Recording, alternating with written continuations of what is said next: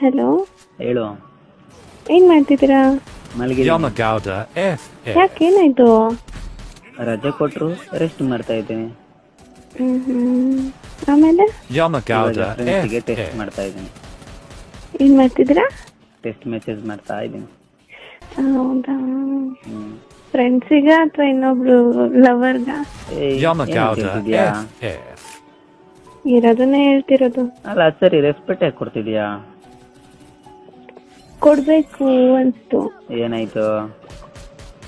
ಏನಾಯ್ತು ಅಂದ್ರೆ ಹಂಗೆ ಅಲ್ವಾ, ನಮ್ಮೋರು ಅಥವಾ ನನ್ಗೆ ಹತ್ತಿರವಾಗಿರೋರು, ನನ್ಗೆ ಸ್ವಂತ ಅನ್ನೋರ್ಗೆ ಏನೋ ಅಯ್ಯೋ ಬಿಡು ಇವನ್ ಯಾವತ್ತಿದ್ರು ನನ್ನವನೇ ನಮ್ಮೋರೆ ಅನ್ನೋ ತರ ಮರ್ಯಾದೆ ಕೊಡ್ತಿರ್ಲಿಲ್ಲ.